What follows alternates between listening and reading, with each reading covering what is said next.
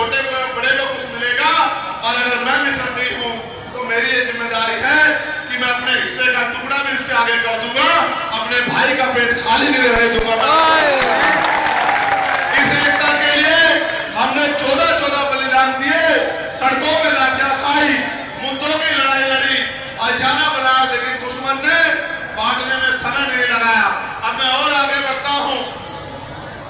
नीरज भाई ने कहा कि सबसे पहले बीपी मंडल जी के आगे माथा टेकना चाहिए। मैं ये कहता हूं कि माथा टेको या ना टेको, लेकिन बीपी मंडल जी के संघर्ष को मत भूलो और ये भी याद करो बीपी मंडल जी को याद क्यों करना है। बीपी मंडल जी ने तो रिपोर्ट पेश की थी कि 52% आबादी है, लेकिन धोखा करके सुप्रीम कोर्ट ने आपको 27% आरक्षण दिया। आज की मांग तो ये है, मैंने पार्लियामेंट में भी उठाई कि अब समय आ गया है कि निजी क्षेत्रों में भी SC ST OBC के लिए आरक्षण की व्यवस्था होनी चाहिए। बताओ होनी चाहिए कि होनी चाहिए? क्यों होनी चाहिए इस बात को समझिए।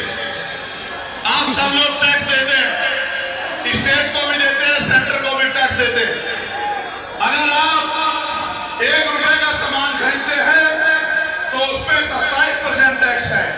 यानी कि अगर किसी परिवार ने 1 महीने में 10,000 रुपए का सामान खरीदा तो 2700 रुपए सरकार के खाते में जाते हैं। आप ये महसूस करो, इन 2700 रुपए में से सरकार हमें देती क्या है? 4 किलो 5 किलो राशन, और उस राशन को देकर उस राशन को हम पे इस तरह का व्यवहार हमसे करती है और इस तरह से सलूक हमसे करती है जैसे हम उनके गुलाम। आप सब जिम्मेदार लोग हैं। बताओ, छोटा सा बच्चा बता देगा, अगर आपने किसी को 100 रुपए दिए और उसने 20 रुपए का सामान दे दिया तो किसका पैसा किसकी तरफ बैठता है? बताओ। और जिसके 80 रुपए उसकी तरफ उसका बैठता है, या जिसने 20 रुपए का सामान दिया किसकी आंखें नीची होनी चाहिए? बताओ किसकी आंखें नीची होनी चाहिए? मगर यहां तो उल्टा हो रहा है। 2700 रुपए जिसको आप देते हो वो आपकी खाल भी खींचता है और 200 रुपए का राशन देके आपको गुलाम बनाने की भी बात करता है। और अगर कहीं आप उसको वोट ना दो तो आपको नमक हराम बनाने का काम भी करता है। और साथ साथ आपके बच्चों के भविष्य को, उनके अधिकारों को लूटने का काम भी करता है।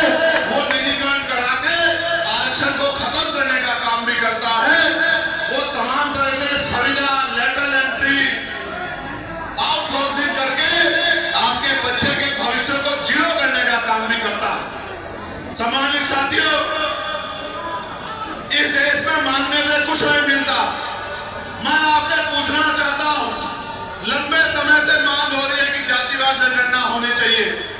एक बार मुझे हाथ उठा के दोनों ऐसे करके बताओ जो लोग चाहते हैं जातिवार जनगणना होनी चाहिए। ऐसे खोल के उठाओ, अब नीचे करो, दोबारा बताओ कितने लोग चाहते हैं जातिवार जनगणना होनी चाहिए? होनी चाहिए। जरा एक बार आवाज में बताओ, संगठित होके बताओ। होनी चाहिए। होनी चाहिए नहीं होनी चाहिए? अगर होनी चाहिए तो मांगने से सिर्फ भीख मिलती है, अधिकार छीनने पड़ते हैं।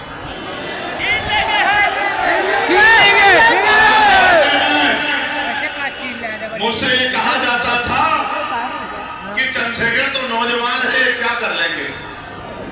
बताओ, पार्लियामेंट में आपका झंडा बुलंद कर रखा है नहीं कर रखा? बताओ, पूरे 100-125 MP एक तरफ और आपका ये अकेला बेटा एक तरफ। बताओ तो सोचो, जिस दिन मेरे जैसे 40-50 माह चले गए उस दिन क्या होगा? हम तुम्हारे साथ। सुनो, जिस दिन हम नारा लगाए ना जय भीम जय मंडल का, उसी दिन हमारे अध्यक्ष जी कानून बना दिए कि हम कोई नारा नहीं लगाएगा पार्लियामेंट में। हमने कहा मंडल का नारा अंदर भी लगेगा और मंडल का नारा बाहर भी लगेगा। और ये जय भीम जय मंडल वाले इकट्ठा करके